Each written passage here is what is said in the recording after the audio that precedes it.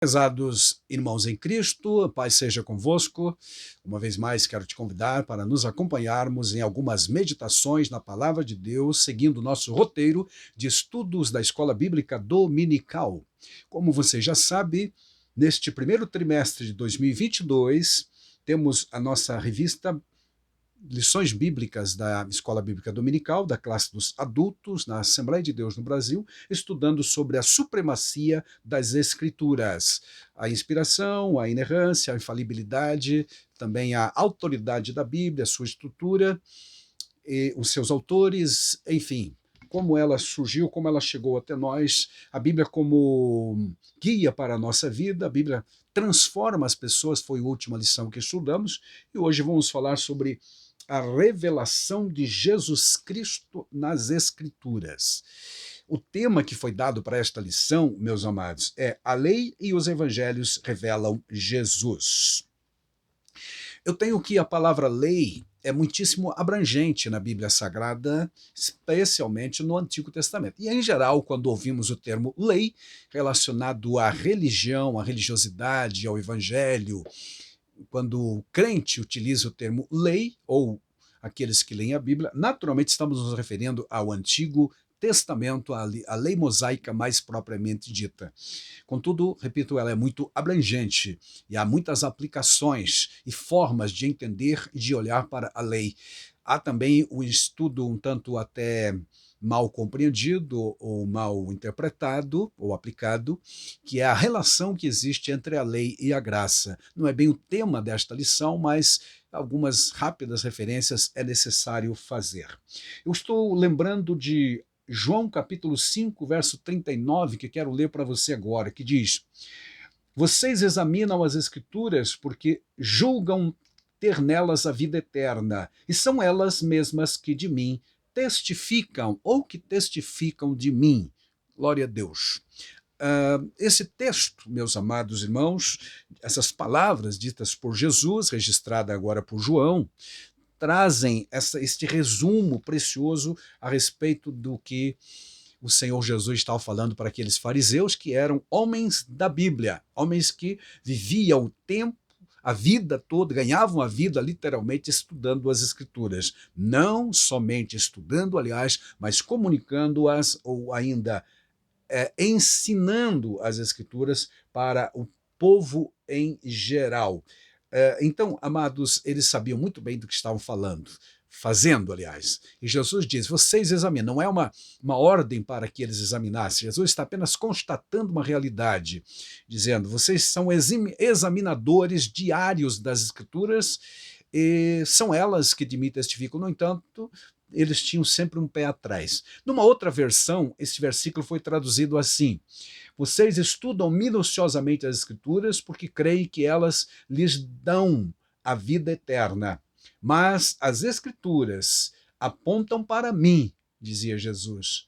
E, no entanto, vocês se recusam a vir a mim para receber vida eterna.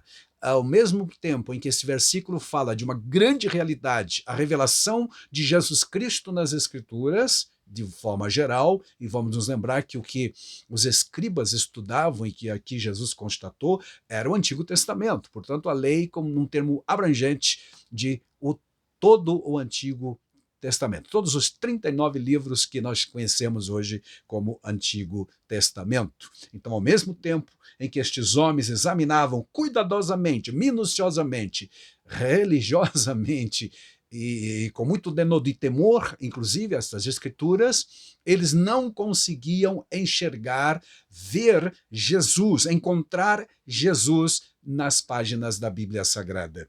Mas Jesus está dizendo para eles, são elas que dão testemunho de mim, são elas que de mim testificam, são elas que falam ao meu respeito. Ainda Lucas 24, 44, nós poderíamos inserir agora neste início de nossa meditação, onde o Senhor Jesus, agora, já depois de ressurreto, no encontro que teve com os dois discípulos que estavam indo de Jerusalém para Emaús, Jesus disse, entre outras palavras, são estas palavras que lhes falei estando ainda convosco. Importa que se cumpra tudo que de mim está escrito. na lei de Moisés, nos profetas e nos salmos. Como já vimos em outro estudo, lei de Moisés, salmos e profetas eram uma das divisões, é até hoje, aliás, a divisão da Bíblia Sagrada judaica. Todo o Antigo Testamento era chamado e dividido em 3 destes grupos: lei de Moisés, profetas e também salmos, ou os livros poéticos. Glória a Deus. E Jesus está dizendo que todas essas escrituras, tanto a lei de Moisés, o código mosaico, quanto as profecias e também os salmos, inseridos aqui igualmente os livros históricos também do Antigo Testamento, de alguma forma falam a respeito de Jesus.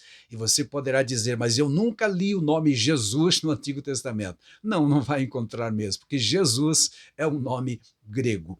Consequentemente, também não vai encontrar Cristo, que da mesma forma é um termo grego, mas encontrará abundantemente Messias, né? Nas profecias, nos salmos e até nos livros históricos também.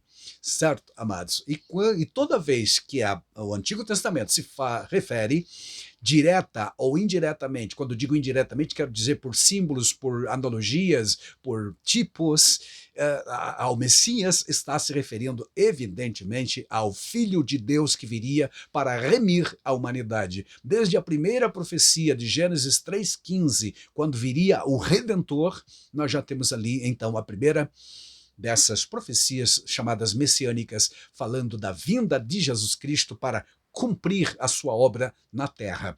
Portanto, amados, não só a lei, não só os profetas, não só os salmos, mas evidentemente também no Novo Testamento os evangelhos revelam Jesus, quem ele é, seu caráter, porque os evangelhos são muito mais do que livros apenas biográficos. Eles retratam os milagres, os ensinos e até profecias a respeito do reino de Deus, da igreja de Cristo e a obra e o ministério do Senhor Jesus Cristo. Aleluia. Em toda a Bíblia Sagrada, então, se atentarmos bem, nós poderemos encontrar a revelação de Jesus Cristo da forma que eu mencionei agora, ou seja, a menção se faz ao Messias que viria para libertar os cativos do pecado e assim sucessivamente, amados. Temos, portanto, uma profecia de Isaías, por exemplo, 61, que Jesus leu na sinagoga em Nazaré, registrada por Lucas mesmo, no capítulo 4, versículo 18 a seguir, onde o Senhor Jesus lê a profecia a respeito da vinda, da descida do Espírito Santo sobre ele, Jesus, para ser o profeta, para ser o Messias, o libertador, aquele que veio anunciar o ano aceitável do Senhor, proclamar liberdade aos cativos e assim sucessivamente, como diz lá, né? Luz para os cegos e aí por diante, né? Então, tirar as cadeias, as pessoas, libertar das prisões, quebrar os grilhões e tudo mais. E anunciar o ano aceitável do Senhor, que encontra um paralelo, evidentemente, no ano do jubileu. Você sabe que a cada 50 anos em Israel havia um ano todo em que o povo não precisava trabalhar a terra, Deus providenciaria, desde que eles fossem fiéis, evidentemente, às leis, às normas, aos estatutos, aos mandamentos de Deus, que não lhes faltasse nada, e mais ainda, neste ano do jubileu, todas as dívidas eram quitadas ou eram perdoadas. E aqueles que tiveram que, durante o tempo da sua vida, hipotecar parte da sua terra, do seu terreno, do quinhão de terra que haviam recebido como família, como clã, eles poderiam retomar tudo isto sem nenhum prejuízo, porque era o ano do jubileu, o ano aceitável do Senhor. Mas, resumidamente, amados, aquele ano era esperado naturalmente com muita ansiedade, porque todas as dívidas, repito, eram pagadas, eram perdoadas. Glória a Deus. Então, evidentemente que todos almejavam esse tempo. E quando Jesus diz o ano aceitável do Senhor, a mentalidade judaica das pessoas que estavam naquela sinagoga certamente se voltaram para esta realidade religiosa praticada por eles, instituída por Deus lá no Antigo Testamento, em, por exemplo, Levíticos 25 e outros textos mais do Antigo Testamento que mencionam esta lei criada por Deus para beneficiar e ajudar e equilibrar também as questões econômicas e o povo não se tornasse escravos um do outro, exploração econômica e assim sucessivamente. Deus queria que o povo realmente vivesse uma vida tranquila, sossegada, cada um dentro do seu pedaço de terra, produzindo para a glória de Deus, servindo ao Senhor alegremente, participando das festas e em nível de igualdade. É isto que realmente propõe aquela lei. Mas passado o ano do jubileu, quando todas as dívidas eram perdoadas, todos os escravos eram libertos, e todas as possessões que haviam sido hipotecadas voltavam aos seus donos originais, por força deste decreto, desta lei criada por Deus, o primeiro dia seguinte e o andar da carruagem no próximos 50 anos, retratava uma realidade dura em que as pessoas, de novo, se endividavam, tinham que emprestar de alguém, haveriam de hipotecar novamente parte das suas terras, alguns seriam vendidos como escravos e aí por diante. Então as dores começariam de novo e somente no próximo jubileu é que eles poderiam livrar-se de toda esta carga terrível, emocional e física, de cansaço, de canseira, de dor, de sofrimento, de vergonha, de vexame, porque não há dúvida nenhuma que aquele que está endividado e não consegue pagar e tem que inclusive se vender como escravo, era uma situação realmente lamentável. Mas chegando o jubileu, novamente se comemorava e festejavam evidentemente a liberdade, o ano aceitável do Senhor. Então quando Jesus leu esse texto para aquela plateia que estava lá, a privilegiada plateia, aliás, que estava em Nazaré, naquele dia, naquele sábado, na sinagoga, tiveram, portanto, o privilégio de ouvir o próprio Messias dizendo, depois que Jesus leu esse texto, que é o nosso capítulo 61 de Isaías, parte dele, pelo menos, 1, 2 e 3, Jesus parou exatamente no ponto em que se anuncia o ano aceitável, porque o que vem depois lá em Isaías é juízo, aponta para o tempo final de julgamento de Deus em relação aos impenitentes. Mas Jesus parou a leitura porque ele veio para realmente trazer a libertação, mas muito mais, como eu disse, do que um jubileu físico, social e até emocional que trazia liberdade, perdão de pecados, perdão de dívidas também, especialmente para o povo, aliviando toda aquela situação. Jesus veio trazer um tipo de liberdade muito maior, que é eterna, que é permanente, que não tem prazo de validade. Se o ano do jubileu tem um prazo de validade, porque a partir do momento em que começa a correr o tempo após a primeira comemoração do jubileu, como eu disse, as pessoas acabam se endividando novamente, tem um prazo para que isso vai terminar, mas aí começa todo um ciclo novamente. Certo? Isso é próprio do ser humano. Vivemos realmente a vida em ciclos. As lutas vêm e vão, as provas vêm e vão, e nunca temos um amém definitivo sobre a vitória aqui na Terra, porque tudo, apesar de crente que somos, ainda estamos vivendo em um mundo imperfeito e as provas virão. E quando se descobre a cura para uma doença, surge outra muito maior, mais forte, mais abrangente, e você sabe do que eu estou falando. Aqui na Terra, realmente as coisas nunca têm fim definitivo, tem fim temporário apenas, para depois caímos novamente, uma luta, uma prova e uma dificuldade. Apesar de salvos, estamos vivendo neste mundo imperfeito, mas em Cristo Jesus, ele disse, eu vim para anunciar para vocês o ano aceitável do Senhor. Aleluia! Ou seja, a libertação dos escravos do pecado, não apenas de dívidas físicas, sociais, não de contas que as pessoas contraíam uns para com os outros, com o seu próximo, mas, acima de tudo, a conta grandiosa que o ser humano adquiriu a partir da queda no pecado em relação a Deus. Jesus disse, eu vim para colocar isto tudo em ordem, ou seja, pagar as dívidas de todos definitivamente. Definitivamente. Eu vim para ser o rei de vocês, mas antes de ser o rei, eu quero ser o libertador. Aleluia. Antes de ser Senhor, eu quero ser o Salvador. e ele veio para nos salvar desta condição miserável em que o pecado nos levou a viver. Todos herdamos o pecado, você e eu sabemos disto, porque a Bíblia diz que todos pecaram e destituídos estão da glória de Deus. Precisávamos de um Salvador, e Jesus veio e anunciou brilhantemente lá na sinagoga de Nazaré. Veio anunciar o tempo, ou o ano, o dia aceitável do Senhor, e de uma forma definitiva, desde que eu permaneça firme, crendo na sua obra perfeita, conforme está escrito lá em Hebreus 7:25, diz que ele veio e pode salvar totalmente, plenamente, completamente, definitivamente a alma humana, resgatar. Não é apenas com um prazo determinado, como era o caso do jubileu. Não, ele veio anunciar o ano aceitável do Senhor. É uma das realidades que nós estudamos nesta lição, falando da lei. Muitas coisas da lei de Moisés, uma delas era exatamente o ano do jubileu. Mas, de forma geral, meus queridos irmãos, a Bíblia toda, o Antigo Testamento inteirinho, revela Jesus na forma de Messias. É bom aqui também recordar que o termo Messias é um termo hebraico e significa ungido.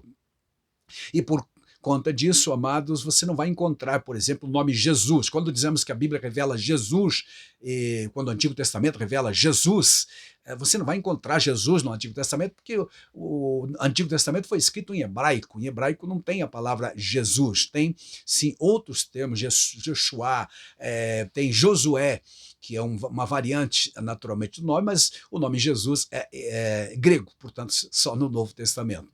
Mas Messias no hebraico e Cristo, por exemplo, no Novo Testamento, significa ungido, ambas as palavras. Então, se eu quero dizer ungido em hebraico, eu tenho que usar o termo Messias. Se eu quero dizer ungido em grego, terá que ser o termo Cristo. Cristo é o Messias, ou seja, aquele que foi ungido. Glória a Deus. Então, repetindo, todas as vezes que nós lemos no Antigo Testamento a respeito de o Messias, com um artigo definido, o Messias, não um dos Messias, mas o Messias, eu estou me referindo a Jesus, o Filho de Deus, que desceu do céu, que viveu a nossa vida e morreu a nossa morte para nos levar para o céu. Pagou a nossa dívida e anunciou o ano aceitável do Senhor. Este Cristo, ou este Messias, é o que a Bíblia Sagrada revela. Glória a Deus por isso. A lei de Moisés não tinha a função de salvar o pecador. Ela foi dada aos homens por Deus para mostrar que o homem sem Deus, sem o Salvador, não poderia por si mesmo se salvar. A lei torna evidente o pecado, torna o pecado mais hediondo como ele é, mostra como ele é. O Paulo, em Gálatas capítulo 3, especialmente versículos 23, 24, vai nos informar que a lei deu a garantia até que viesse a graça, ou seja, ela garantiu a vida daqueles que viveram no Antigo Testamento pela esperança e pela fé no Messias que viria, até que surgisse evidentemente o Cristo, Filho de Deus, pagasse o preço como realmente pagou e efetivasse a nossa salvação. Então, todas as vezes, repito, que lemos no Antigo Testamento sobre o Messias, estamos vendo Jesus, lá, o Filho de Deus, também já antecipadamente, de forma profética ou de forma direta ou então indiretamente nos tipos, figuras de linguagem ou nas analogias ou simbologia, nós podemos enxergar Jesus sendo anunciado lá no Antigo Testamento. Glória a Deus. Até que finalmente o Filho de Deus desceu, viveu a vida pura, santa, imaculada, morreu por todos nós e ressuscitou ao terceiro dia, tornando-nos evidentemente então possíveis candidatos e beneficiários da sua salvação, desde que o aceitemos como Salvador, a sua mensagem gloriosa. Os evangelhos, naturalmente, é a mensagem de Cristo Jesus, mais do que apenas uma biografia, trazem, evidentemente, o relato da sua obra e dos seus ensinos para a igreja, a fundação da igreja, ou melhor, a profecia sobre a igreja que surgiria. O Senhor vai dizer, eu edificarei a minha igreja, e também em Mateus capítulo 5, por exemplo, 6 e 7, você encontra as normas de conduta, como os súditos do reino de Deus poderiam sobreviver, melhor ainda, viver e até sobreviver mesmo neste mundo de trevas, sendo parte do reino de Deus, porque a igreja hoje é a parte do reino de Deus na terra, que é outro termo, aliás, às vezes mal compreendido. O apóstolo Mateus, o evangelista Mateus, melhor dizendo, usa os termos reino dos céus, mais do que reino de Deus. Aliás, dizem os estudiosos, 32 vezes ele utiliza o termo reino dos céus e apenas 5 para reino de Deus. Por quê?